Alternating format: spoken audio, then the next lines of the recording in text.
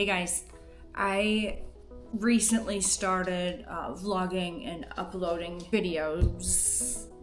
That means like one so far. I want to do this because I want to tell my story, and the only way that I know how to tell my story is to do just that. Turn on a camera, start talking, because there's so much that's happened and taken place in such a really short amount of time. A lot of people have questions about like family and friends and whoever else. My journey that I've been on has been really crazy and really fast.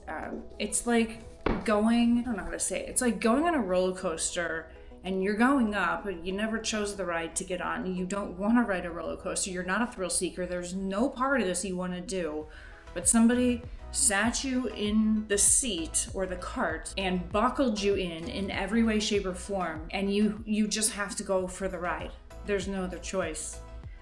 This journey of mine started very innocently back, I'll say, it wasn't that long ago, and I don't want to get things inaccurate. It started in October of 2024 when I went to my rheumatoid arthritis doctor, who asked me one simple question: how do you feel? And I told him I was feeling great. I did mention there was one part on my right leg, which was odd because I had never felt anything other than on my actual spots of where my RA is, which he was treating me for with a medication at that time.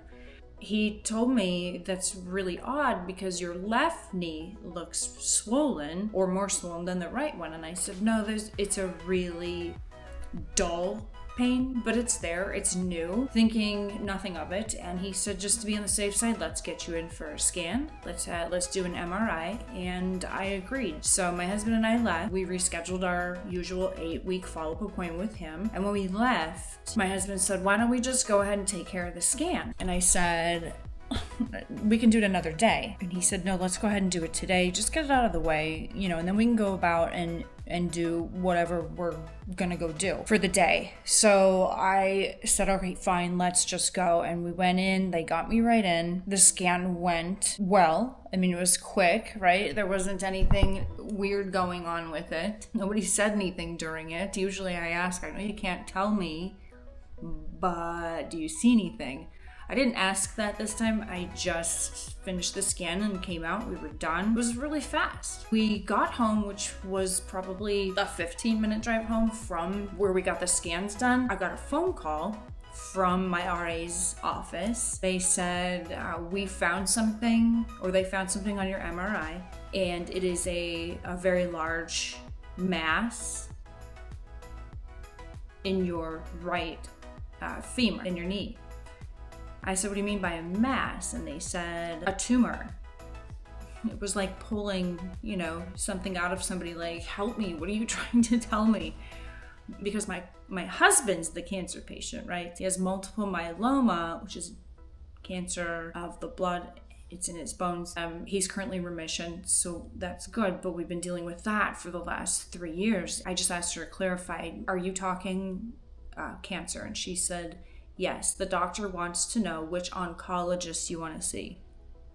I'm not the one that usually sees an oncologist ever. It's always been my husband. On John's journey, again, he has multiple myeloma, and this time it was, what oncologist do you want to see? I said, of course, MD Anderson, that's where my husband goes. I don't think anything really sank in. It was just, okay, let's go, so that they can really look at it and really dive in. And then they were going to tell me that there was a mistake and I don't have any cancer. It was just, a blurb on the screen, or maybe they read it wrong, like something. So I didn't panic. I didn't think anything of it. I didn't even say anything to anybody, obviously, but my husband. And then I went in to MD Anderson and I got one of these. It is a bracelet that they put on your arm, right? Everyone's familiar with that. And still didn't really think anything of it because there's no chance that this was going to be me. I didn't belong at this center. It's ironic because the day that I went in, the very first day to MD Anderson, which was 2 days later,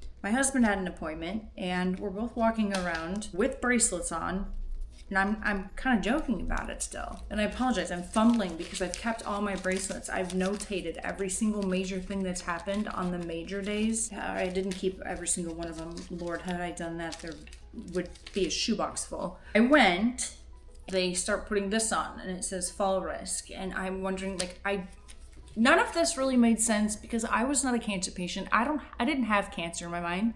And there was nothing really that somebody was going to tell me because I had been through this journey with my husband, and that's that. So we were joking around, and I'm drinking barium solution, and they're kind of moving along pretty quickly. And they did an x-ray. That exact same day, the doctor came and he sat in a room and he threw the x-ray scan up, and I was sitting there on the table, and I turned around and I looked at it and I said, "Oh, shit." And he said, "Yes."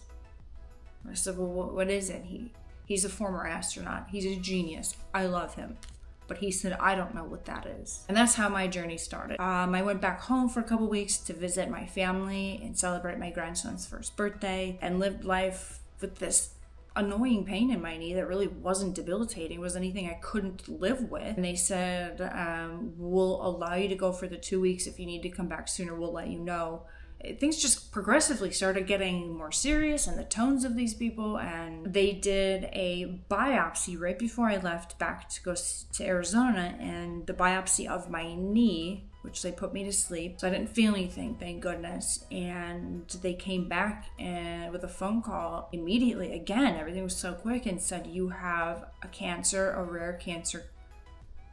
Well, it's a sarcoma. It's called Leiomyosarcoma. It's a soft tissue cancer. And they said, "But yours is different because there's so many different subtypes of sarcomas, right? There's like 87 subtypes." But they said yours is not one of those. And you are literally 1 in a million people that has this type of cancer in your bones. So we need to act fast, very aggressively, and get a game plan.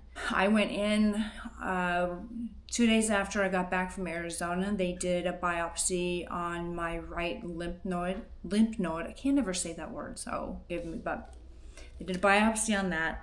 I was not asleep for that. Highly recommend don't go through that unless they knock you out, because wow, that was a difficult one. After that, I met with the medical oncology doctor and department. So I've got all these different teams, and it keeps growing and growing. And he said, "Here's what you have," and we verified and confirmed it. We want to do gene testing on you. We want to send you out for research. We're going to do clinical trials on you. We're going to start chemotherapy immediately, extremely aggressive chemotherapy. We're hoping you can make it through as many cycles as you can, and you're going to lose your hair. You're going to have blood transfusion. You're going to have blood platelets from donors. I mean, the list went on and on. And he literally asked me at that point, "Go ahead and sign here, the disclosures, so we can get going. Do you want a PICC line or a port?" Stuff started to get really real. I said I don't want either one of them. My husband had asked me the same question. I don't want either one of them. So he said, "I'm going to have to give you both because we're starting this immediately. And if they take a day too long for your port to be inserted, we're going to have to do a PICC line. So you'll have both. PICC line goes into the arm, has to be flushed every day. It's external, pain in the rear. My husband had one. Or a port, which is literally inserted in your chest, goes here and then down, and it all connects where it should." And I guess I didn't really expect for myself to get emotional while talking about any of this, but I think for some odd reason it's starting to set in right now. Maybe I'm gonna videotape, like, what are we? Radio. I'll get back in it in a little bit. I really need to format what the hell I'm saying because I don't even know. I just went to PT today and sat down with the camera, and now I'm getting really emotional about all this stuff because I went on a roller coaster ride. I didn't even have a ticket to get on. I didn't want one. And not to be funny, but in real life, I've never been on a roller coaster because I don't trust them, and I'm not a fear factor kind of girl. I don't want